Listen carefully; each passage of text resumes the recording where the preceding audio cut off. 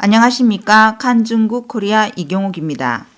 우크라이나 미디어 옵저버는 3월 3일 밤 러시아군이 하루키우 국립문화원 학생 기숙사를 향해 발포했다고 보도했습니다.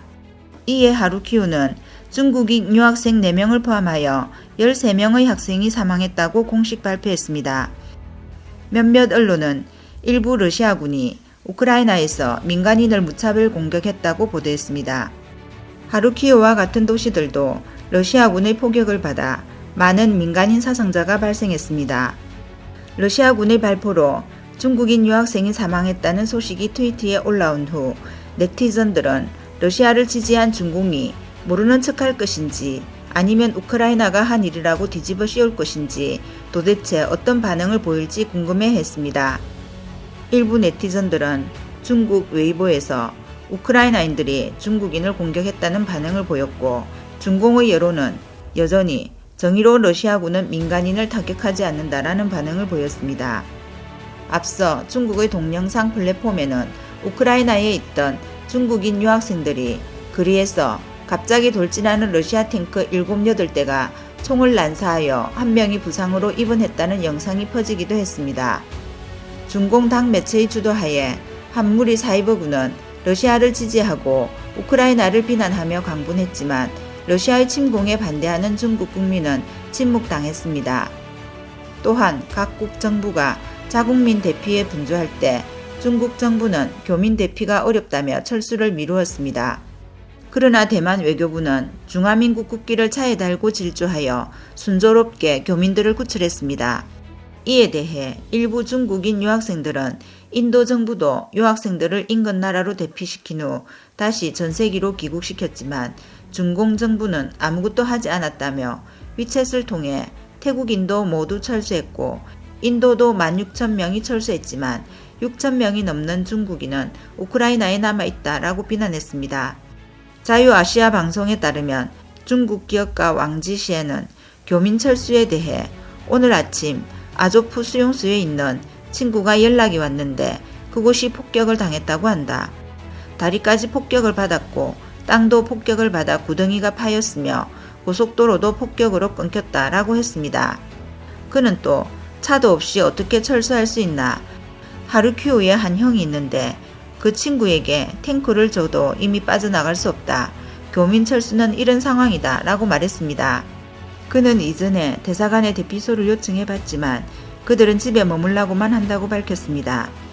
그는 또 대사관 직원에게 대사관 직원들이 철수한 후 대사관 지하실에 떠나지 못한 중국인을 수용할 수 있기를 바랐지만 소용이 없었다라고 말했습니다.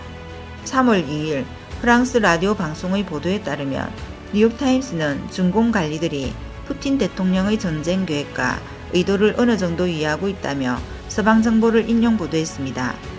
바이든 정부 고위 관계자와 유럽 관리의 말에 따르면 중공 고위 관리들은 2월 초 러시아에 베이징 동계 올림픽이 끝나기 전에 우크라이나를 침공하지 말라고 요청한 것으로 전했습니다.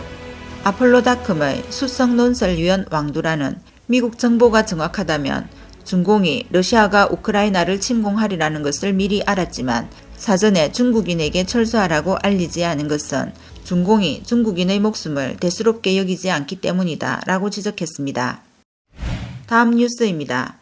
러우 전쟁이 8일째에 접어들었습니다. 푸틴 대통령이 전격적으로 우크라이나를 신속하게 통제하려 했던 계획이 무산되었습니다. 대만 경제학자 우자롱은 미국이 공개적으로 군대를 파견하지 않겠다고 밝혔지만 사실 미국은 대체 전술로 이미 전쟁을 치르고 있다고 지적했습니다. 우자롱은 3월 2일 수요일 공개적으로 미국의 퇴역 특수부대와 퇴역 군인, 용병, 지원군, 사이버 해킹 부대가 우크라이나에 참전했다. 미국은 군대를 보내지 않았지만 싸우고 있다라고 말했습니다. 그는 러시아는 전격적인 공격 계획을 세워 정예 부대를 보내 우크라이나를 재빨리 장악하려 했지만 병력과 무기를 제대로 갖추지 못한 우크라이나에서 곤욕을 치렀다. 이게 이상하지 않은가 라고 언급했습니다. 우자롱은 미국이 배후에서 은밀하게 개입하고 있다는 것이 매우 의심스럽다고 직언했습니다. 바이든 미국 대통령이 우크라이나에 파병하지 않겠다는 입장을 거듭 밝혔지만 이는 눈 가리개일 가능성이 크다. 그는 미국이 정보전을 테스트하고 있다며, 즉 정보가 군사작전을 주도하고 정보가 정확한 타격을 가하는 방식이다. 더 이상 제2차 세계대전 때의 방식이 아니다. 그는 앞으로 대만 해협 주변에서도 이런 새로운 전법을 사용할 가능성이 있다고 말했습니다.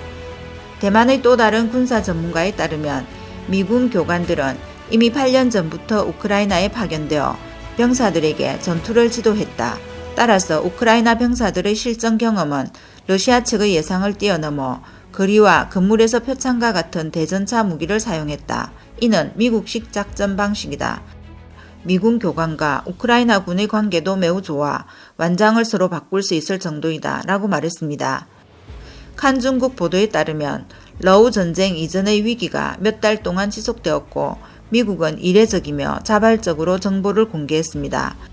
러시아군 직결 세부 사항을 선제적으로 발표하고 러시아의 가짜 정보와 허위 홍보에 대해서도 적극 반박하여 러시아 푸틴 대통령의 계획을 여러 차례 중단시키고 푸틴의 작전을 방해하여 우크라이나와 전 세계가 대응하고 준비할 시간을 벌었다고 지적했습니다.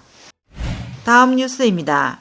러시아의 우크라이나 침공 이후 며칠째 차량 행렬이 주춤거리고 있습니다. 소셜미디어 트위터에 진흙탕에 빠진 러시아 군용 차량의 사진이 여러 장 떠돌았습니다. 그중 하나는 러시아 판치르 S-1 미사일 차량이 진흙탕에 빠진 모습으로 한쪽 타이어는 떨어져 있고 다른 타이어는 뒤틀려 변형되어 있습니다. 미국 방송의 퇴직한 군사 역사 전문가 트렌트 텔렌코는 트위터를 통해 러시아의 판치르 S-1 미사일차가 진흙탕에 빠진 것은 타이어 때문이라며 미사일차가 장기간 사용되지 않아 타이어가 오랜 햇볕에 이미 바삭바삭해진 것이 아닌지 의혹을 제기했습니다. 또 다른 경제학자 칼무스는 트위터에서 타이어 정비 문제 외에도 미사일 차량이 불량 타이어를 사용했기 때문일 수도 있다고 지적했습니다. 그는 과거 소말리아와 수단에서 황해 20이라는 타이어를 본 적이 있다며 미쉐린 XZL의 군용 타이어를 모방한 품질이 아주 좋지 않은 중국 짝퉁이라고 밝혔습니다.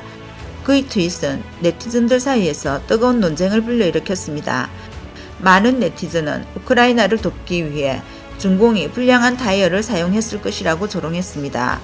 이전에는 러시아가 중공의 러시아 아버지라는 뜻의 어띠에라는 말이 유행했는데 이번에는 아들이 아버지를 창피하게 만들어 컹띠에라며 중공 정부를 비웃었습니다. 오늘 소식은 여기까지입니다. 구독과 좋아요는 격려입니다. 공유는 나눔의 시작입니다. 감사합니다.